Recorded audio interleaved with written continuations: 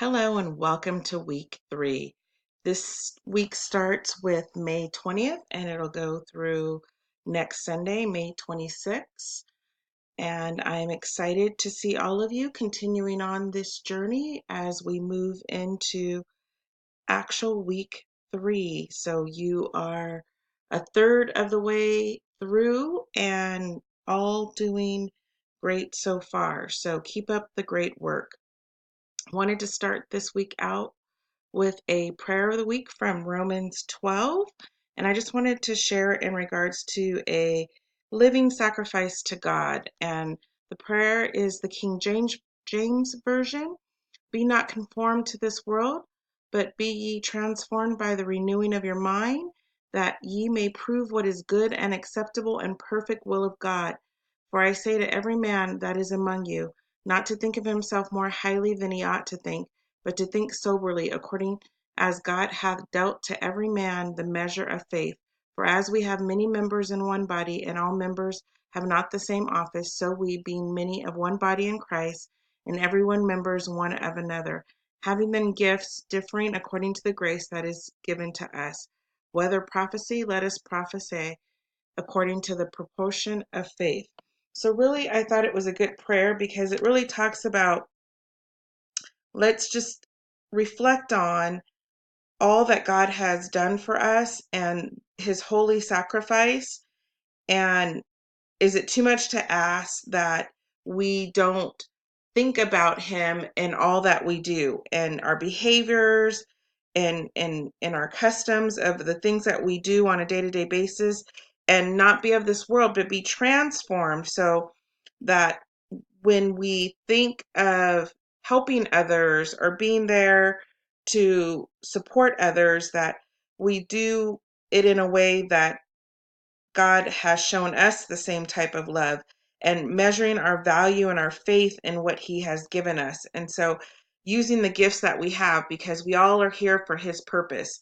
And so let's take that and really make sure that we are abiding by and living by his will and what he would have for us. So hopefully this will be a blessing to you this week and will help you as you continue on with school and work and anything else that is going on in your life right now.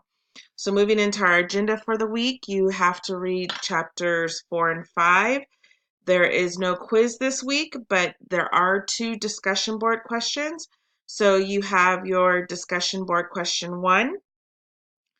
You will be answering, why do ethical issues arise from the involvement of families in the case management process? So really use your readings and any other outside resources to address this discussion question, and it has to be at least 200 words. Many of you are giving me more, but just make sure that it's at least 200. And I want you to interact and discuss with at least 2 of your classmates. So you guys have been doing a great job with that. So keep up the great work. I love to see the interaction. You'll start seeing me intervene more and more, but I wanted to give you guys an opportunity to kind of get acclimated with each other as well. So you also have discussion board number 2, and that is, if it would click on there for me, how might knowledge of religious spiritual beliefs be important in working with clients? And so really reflect on, and I really, in sharing that prayer this week, wanted you to start thinking about what your gifts are from God and how you bring those gifts and you share those with others. And not only that, how that would be applicable in the workforce, and how do you take your spiritual beliefs and values, and not only from your perspective, but then how do you look at other spiritual beliefs and values in the clients that you work with? Are there things that you need to be more aware of and more diverse of in interacting and understanding? Are there reasons why something can't be done in regards to something that's true and important to them and their beliefs? So just being open to that. Again, using your readings and any other resources that you have to apply, 200 words minimum, and then interact at least with 2 other classmates. I know some of you were doing more, so great job on that. I did want to talk a little bit about chapters 4 and 5, so I will just open that really quick so we can just kind of check in on that so you have an idea of what you're looking at for this week. So in chapter 4, you're really talking about the ethical and legal perspectives. So in that first discussion one, that's where I really want you to use information from this chapter and incorporate it into your discussion. I think it'll be helpful for you. It really just kind of touches on a lot about confidentiality and the aspects of that and building trust with your clients and what that means in regards to making sure that the information that you have and keep it safe and making sure that you have consents for the things that you are retrieving for them or the information that you have if you do have to disclose anything. And so it talks about the 5 standards. The only time that you would not keep the information confidential would be if there was any harm to self or others or neglect or abuse. That is when we are given the permission to go ahead and share confidential information only for that high risk standard. But for all other standards, confidentiality is very important. Talks about the different mandates. HIPAA, that is very important in healthcare for clients' records and patient information. And then you have the Family Educational Rights and Privacy Act. That's protecting educational records of children. So a lot of good information. As this goes on, you can read more. I'm sorry, excuse me. It talks about working with minors in confidentiality. I'm so sorry. So a lot of good information that can be useful in your discussions and getting you ready, especially for as we move into the critical assignment that you will be working on. And I will talk a little bit more about that in a minute, but wanted to touch on chapter 5 as well. So in chapter 5, it's working with diverse populations. So it gives you an opportunity to just kind of dive in and get more information in regards to understanding the diversity of the world that we deal with and the various populations that we interact from all different types of history, ethnic, racial identities, like we talked about family, religious, spiritual challenges, all aspects of how can we better understand the population that we work with. So again, a lot of good information to cover and talk through and really giving some great specifics in regards to how to handle and really work with those from the various diversities and backgrounds, as well as their religious and spiritual beliefs, and making sure that we are addressing those appropriately and doing it in a way that we are helping the customer to continuously feel comfortable in the process and that we are there to support them to meet their needs. So I also wanted to spend a little bit of time talking about your biopsychosocial assessment. So I'm going to click over to that now and just spend a little time. So I've gotten some questions. I really was wanting to leave this opportunity of the assignment open for you to choose a case study of your choice. However, and what I had envisioned and really went back and kind of looked at some of the discussion the instructions for this assignment, because I was really hoping that you would be able to find people that you could role play and actually conduct interviews and then use that information with the assessment tool that was provided here, as you see here, the HMS Biopsychosocial Assessment. That can be downloaded and used for your actual video and role play that you will have to do for this assignment.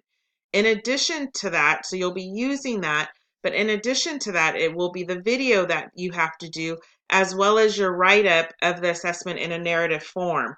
So what I did provide, and I don't actually see it readily available here, but I will go back and make sure that it is available to you because I did upload a case study. Now, this case study is a real life case study. And what it is a cohort of 10 people. And I mentioned it a little bit last week and really wanted to share how we identified so many things of just working with this group. And so I thought, you know what? I'm going to provide an outline of all the things that came up, the challenges, the lack of awareness, how we built awareness, looking at the community, the challenges within the community, and really finding ways to assist in aligning those resources that were needed. So you will see quite a few pages of just the outline of what those findings were or outcomes from that cohort, but also you'll see scenarios. And those scenarios, we've changed names as we speak of confidentiality, when we speak of being ethical. It has been changed, but I want you to really look through those scenarios. There's 6 on there that I provided, and I really want you to take an opportunity, if you choose, to use that case study for your assignment. So, working with those scenarios that were provided, you can do your role play and actually record an assessment taking place. And then I want to see your write up in the narrative form. And remember, it has to be APA format. And so, just thought that I would stretch and challenge this assignment just a little bit further than I initially had planned. Like I said, I was really looking for you to have the autonomy and freedom to be able to select that for yourself. But um, in providing that case study, I think that there's enough information and scenarios that you can really go in any type of direction when we talk about making an assessment of clients' needs and services that they are potentially requesting and or need assistance in actually identifying. So I think those are the main things that I wanted to cover for this week. Keep the reading up because next week comes another quiz. So make sure you're staying on top of that. I know there were some challenges with the edition of the book. So really should have the 4th edition. That's the one that is really aligned with the information that's covered as well as the quiz. Hopefully you were able to work through that. You should be able to get it through or get by with just your discussions, but you're going to have some challenges with the quiz if you do not have that actual 4th edition. In this case, the 5th edition will not work. If you have questions, feel free to reach out to me. I will be available to you. I will be grading between tonight and tomorrow and hope to have everything out to you no later by tomorrow evening. So have a wonderful week. I wish you all well, and I hope that you will see some excitement as you begin to really dive into really looking at and identifying who you will assess and do your interview for your critical assignment. It's coming quick. We're already in week 3, so steadfast to doing the great things that you're doing. And I wish you the best. And I know this week will be a great week for you. So take care until we meet again. God's blessings. And I am available, as I said. You can reach me via email and or leave me a message, and I will get back to you as soon as possible. Have a wonderful week. Goodbye.